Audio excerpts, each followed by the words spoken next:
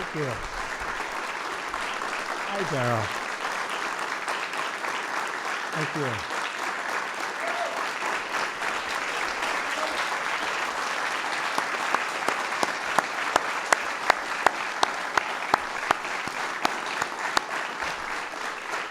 Thank you. Thank you very much. And thank you, please. And thank you to Attorney General Sessions and to Secretary Mnuchin, Director Pompeo, Congressman Issa, for joining us for this very special ceremony to a very, very incredible group of heroes who we're celebrating today. Welcome all to the White House. Incredible job. Thank you. To the families who are here with you, each of you also serves and sacrifices for your country. And so I want to thank all of the families, the great families, because you're being honored also. Thank you very much. Thank you. Great job.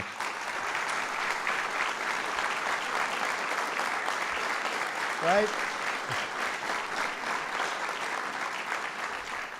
We're also so pleased, and I will tell you, to be gathered here today to recognize 12 really extraordinary law enforcement officers and first responders, and to award them the Medal of Valor, and that's a big deal. As we come together to recognize these brave Americans, I know all of us here today and across the entire nation are grieving for the community of Parkland in the great state of Florida. We're working very hard to make sense of these events. On Saturday, I met with some of the survivors and their families, and I was moved, greatly moved by their strength, their resilience, and heartbroken for the families whose loved ones were so cruelly torn from them forever and ever. We cannot imagine the depths of their anguish, but we can pledge the strength of our resolve. And we must do more to protect our children. We have to do more to protect our children. This week, I will be holding a number of discussions with students, local leaders, and law enforcement to develop concrete steps that we can take to secure our schools, safeguard our students, and protect our communities. School safety is a top priority for my administration. That is why, when governors from across the nation visit the White House next week, we will be discussing at great length what the federal and state governments can do to keep our students safe. This includes implementing common sense security measures and addressing mental health issues, including better coordination between federal and state law enforcement to take swift action when there are warning signs. In addition, after the deadly shooting in Las Vegas, I directed Attorney General to clarify whether certain bump stock devices, like the one used in Las Vegas, are illegal under current law. That process began in December, and just a few moments ago, I signed a memorandum directing the Attorney General to propose regulations to ban all devices that turn legal weapons into machine guns. I expect that these critical regulations will be finalized, Jeff, very soon. The key in all of these efforts, as I said in my remarks the day after the shooting, is that we cannot merely take actions that make us feel like we are making a difference. We must actually make a difference. We must move past cliches and tired debates and focus on evidence-based solutions and security measures that actually work and that make it easier for men and women of law enforcement to protect our children and to protect our safety. In the aftermath of this evil massacre, our spirits have been lifted by the accounts of bravery at the Marjorie Stoneman Douglas High School. Coaches, teachers, students, law enforcement officers, and others who have shown us that the forces of love and courage are always stronger than the forces of evil and hate. It's this truth that brings us together today. The 12 patriots we honor come from many places, and serve in many different roles. But they all share one thing in common. When faced with danger, they each put the lives of others before their own. It's a very brave people that I'm standing with today. Here with us are Lieutenant William Buchanan and emergency medical technician Sean Oceanbine. Where are you two guys? Yeah, that's what I thought. Good-looking guys, that's good. They were both off duty near Elizabethton in the great state of Tennessee, and it is a great state, when they saw a smoldering car with a passenger trapped inside. They braved smoke, fire, and the danger of explosion to rescue the man, and they saved his life. People thought it would be impossible to save his life. William, Sean, thank you both very much. Great job, great bravery.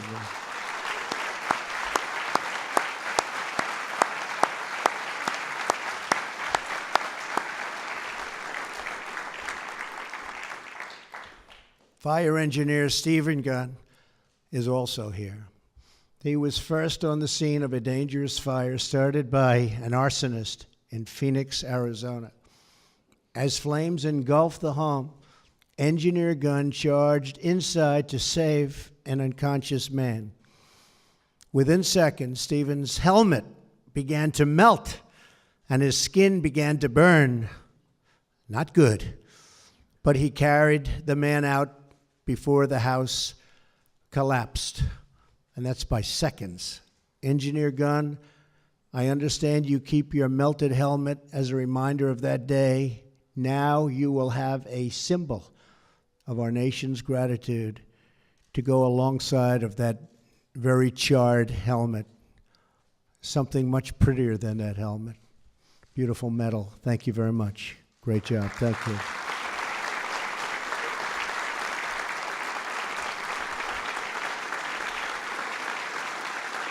Thank you. On a February evening in California, Harbor Patrol Officer David Poyer Jr. of Redondo Beach Fire Department was aboard a patrol boat with the captain when they received a call that people were drowning in the ocean. 4 people who had been fishing along the seawall were swept into the ocean by raging waves. It was a rough day. Officer Poyer jumped into the dark, icy water and helped get the 3 survivors on top of a rock while the captain went back for more help. And that on top of the rock was a rough stay for all of them. Each time waves crashed over the rock, they were all tossed back into the water, but again and again, Officer Poyer rescued them until more help arrived and saved the lives of those 3 people. Officer Poyer, a job well done. Thank you. Thank you. Thank you.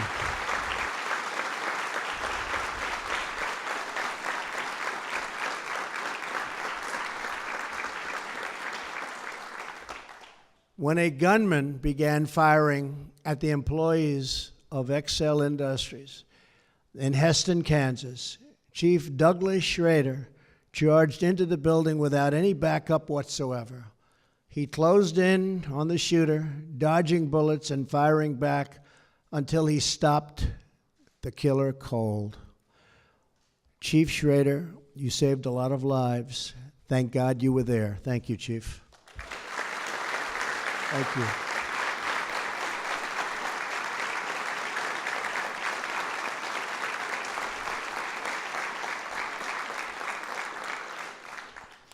Officer Andrew Hopsensperger, Jr. That's a very important junior, isn't it? Huh? I know you're very proud of your father. Was patrolling the parking lot of Antigo High School in Wisconsin during the school's junior prom when he heard a burst of gunfire. Within 19 seconds, he found the shooter and took him down just before he was about to kill 4 innocent students. Andrew Incredible job. Thank you very much. Thank you. Thank you.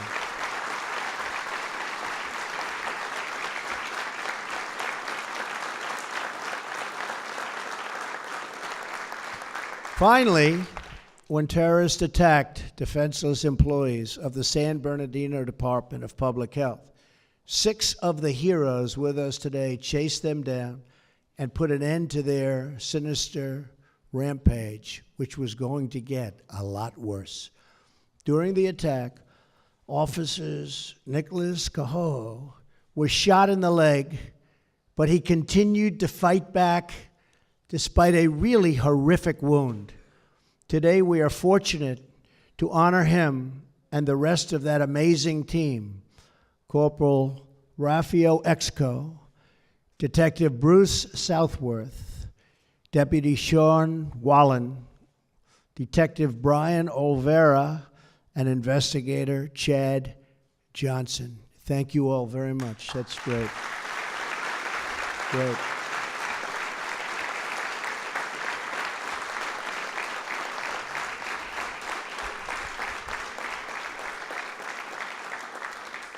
It's a fantastic story, so we thank you. To each of the 12 heroes who are about to receive the Medal of Valor, you have earned an eternal place in the gratitude in our history and in our hearts.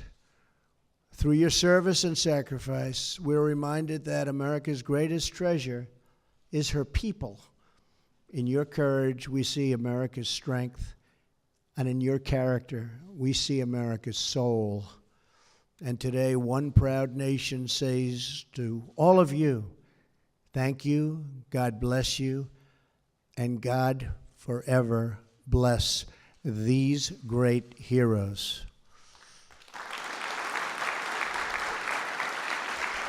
Fantastic. Thank you, fellas. That's great.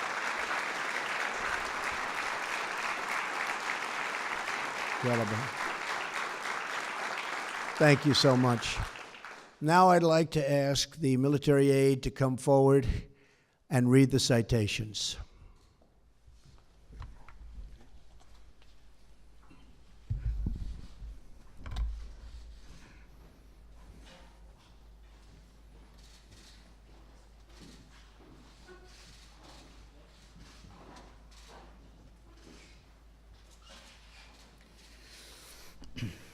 Medal of Valor, presented to Lieutenant William Buchanan of the Avery County, North Carolina Sheriff Office, and Emergency Medical Technician Sean Oceanbine of the Putnam County, Tennessee Rescue Squad, for thinking quickly and acting courageously to rescue a man from a burning vehicle following a violent 2-car collision.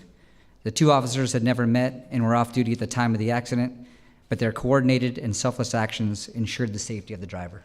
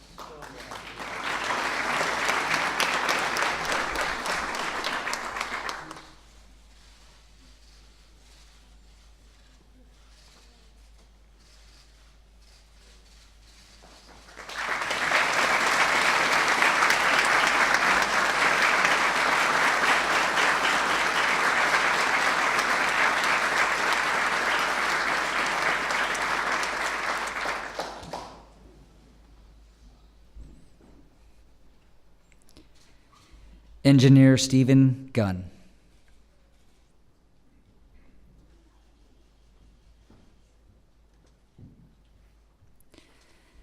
Medal of Valor, presented to Engineer Stephen Gunn of the Peoria, Arizona Fire Medical Department, for stepping through smoke and flames to rescue an unconscious man from a house set on fire by an arsonist. As the intense heat melted his helmet and burned his skin, Engineer Gunn managed to remove the victim from a room engulfed in flames.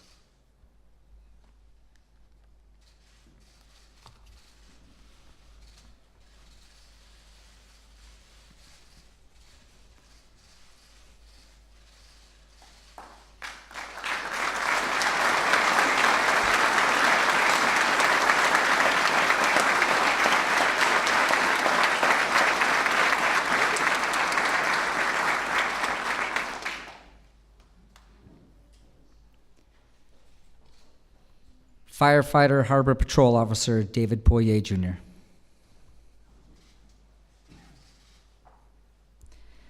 Medal of Valor presented to Firefighter Harbor Patrol Officer David Poirier, Jr. of the Redondo Beach, California Fire Department. For skillfully braving rocky shoals and dangerous pounding surf in darkness to rescue 3 injured and drowning persons.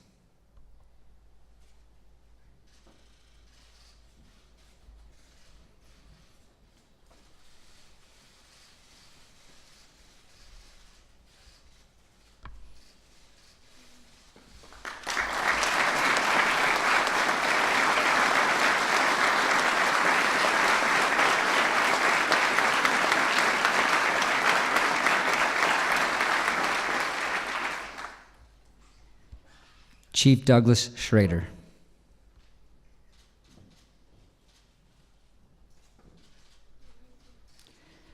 Medal of Valor presented to Chief Douglas Schrader of the Heston, Kansas Police Department for confronting a workplace shooter responsible for killing and wounding several people. Chief Schrader came under fire before mortally wounding the shooter and ending a day-long spree of assaults.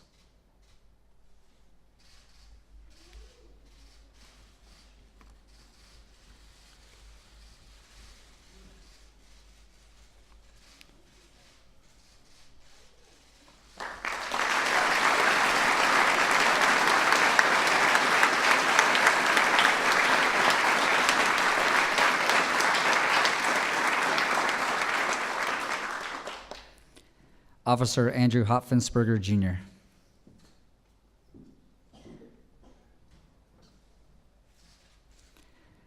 Medal of Valor presented to Officer Andrew Hopfensperger, Jr. of the Antigua, Wisconsin Police Department for single-handedly saving the lives of 4 students who were targeted by a gunman and preventing the deaths of many others during a shooting at a prom.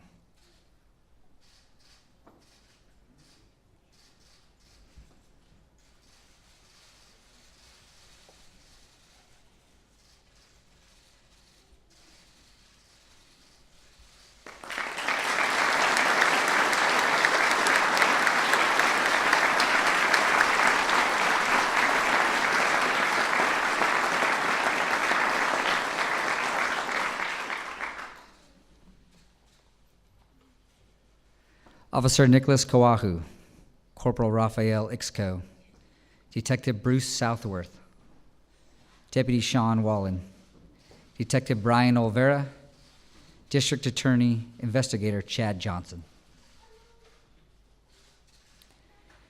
Medal of Valor presented to Officer Nicholas Kawahu of the Redlands, California Police Department, Corporal Raphael Ixco, Detective Bruce Southworth, and Deputy Sean Wallen of the San Bernardino County, California Sheriff's Office, Detective Brian Olvera of the San Bernardino, California Police Department, and District Attorney Investigator Chad Johnson of the San Bernardino, California County District Attorney's Office for bravely pursuing 2 heavily armed assailants who had killed 14 people in an attack on a San Bernardino, California workplace. The officers sustained fire from assault weapons before mortally wounding both terrorists.